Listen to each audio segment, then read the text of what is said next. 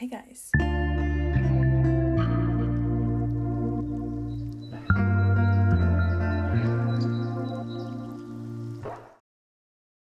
So I want to start this video with an announcement, and that is that I want to have an exchange and a Q&A soon. So if you have any questions, I did post like a community post. I have never done that before, so I don't know if you actually see it or not. But if you have any questions you would like me to answer in that video, make sure to go to that post to comment any questions you will have. Or if you want to be anonymous, I guess you can send your questions at my Instagram DMs too. But as you probably could tell by the title, in today's video I'm going to talk about all the reasons why you should do an exchange, because I currently have a video up on my channel about like the downsides of going on an exchange, and I did not expect that to like blow up. It's my second most popular video right now, and I think it has like 15,000 views. And I don't know if I want to be happy or sad about that, because the response has been amazing. Like, thank you guys so much for like taking time out of your day to watch that video and like comment nice things. But I also hope it doesn't scare people away. All the positive things I'm going to talk about now is like just so worth it. So I thought it was time to make this video too, to make sure people go.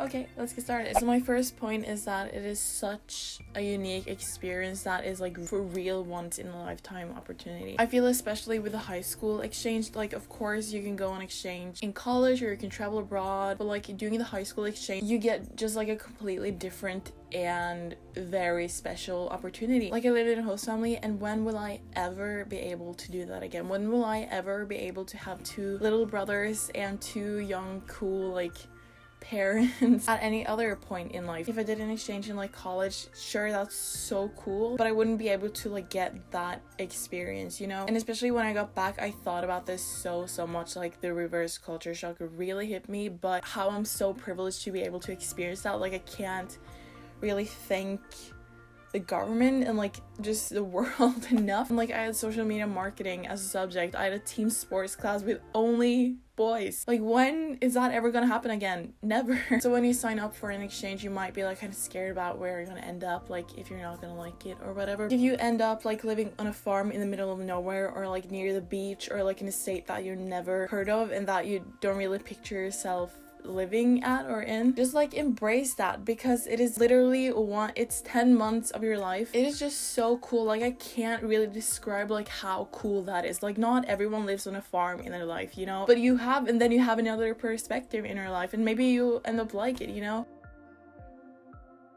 Living at like completely different areas, like do something completely different for a year is just so freaking cool, and like a reason itself to go, in my opinion. My next one is that you improve your language. I improved so much in English. That would give me a lot of benefits. Like, maybe I would look more attracted to like a job or something like that, and just being able to be fluent in a language is just also so cool. And I had like a project in one of my classes where we were supposed to do like a change, and I wanted to change the accessibility for American students to go on an exchange year. So I talked to my counselor and stuff, and he said like, yeah, it's way easier for like your Europeans to come here because you already know English and stuff, and that like basically the language is the reason why Americans don't go. But isn't that like such a big reason to go?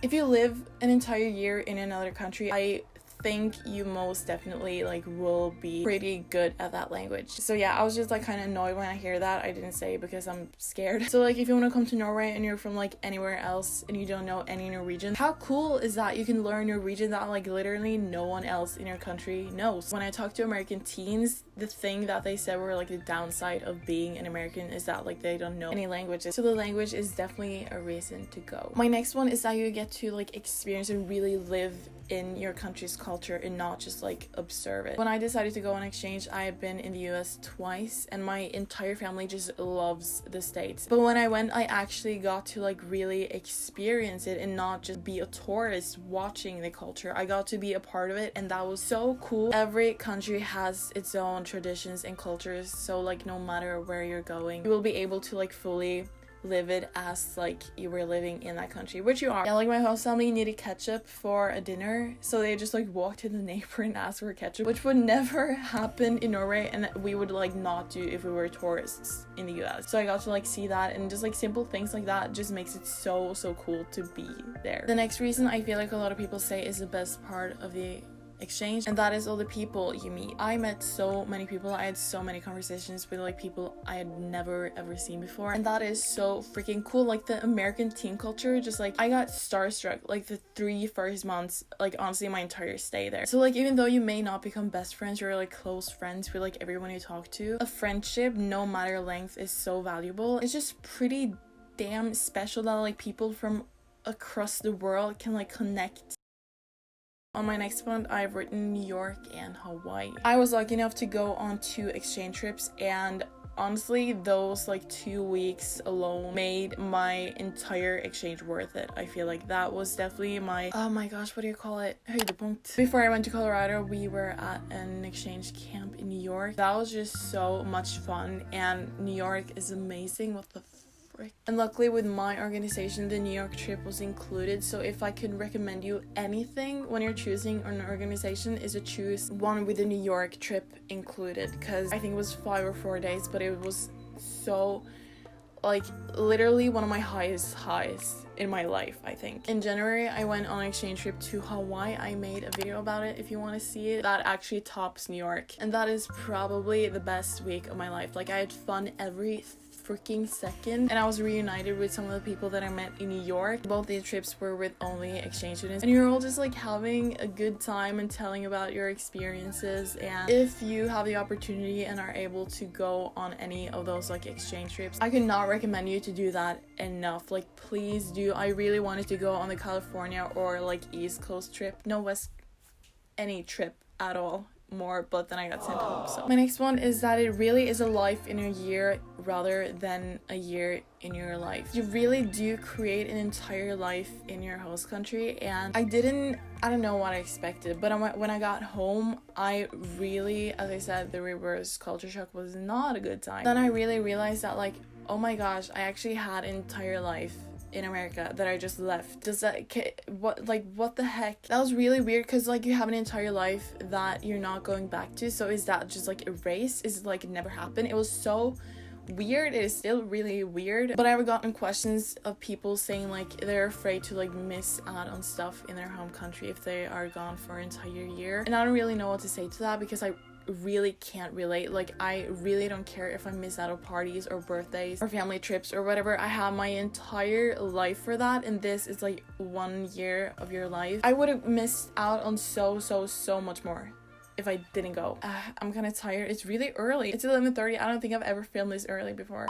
Okay, my last one is that you become like so mature and you find out a lot about yourself. And as I said in my like hard things about exchange video, I said that I had a really hard time being full of myself when I spoke in English and stuff. When I got back and like got to be my Norwegian self again, I kind of brought that American personality with me, and now I just feel like I've kind of found myself a lot more than I did like a year ago. And I know that sounds so cheesy and like kind of cliche.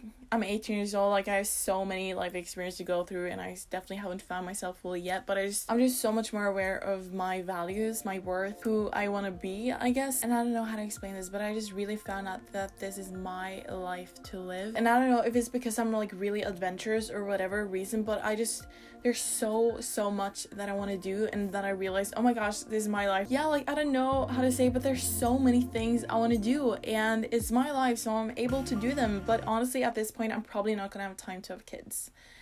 So, did anything of this make sense? No. How I had a lot of time to think? Yes. So like, sorry you had to see that, but like also not sorry. I'm just really passionate about this, so yeah, whatever. Now I'll talk like a lot, and I'm probably gonna edit a lot of it out, so I'm just gonna end this point here. But you grow a lot and you mature a lot. So that was all the points that I had for today's video. How many was it? 7. I hope you guys liked this video, and if you haven't already, make sure to subscribe. Actually, I checked my analytics like yesterday, and apparently like 90% of my viewers aren't subscribed, so that was kind of weird. Like I don't know. And then my battery died, but thank you for watching. Give it a thumbs up. What I was about to say is that like I really don't know what I'm doing wrong, but none of you who watch my videos are subscribed, so subscribe, and I will see you guys in my next video. Bye.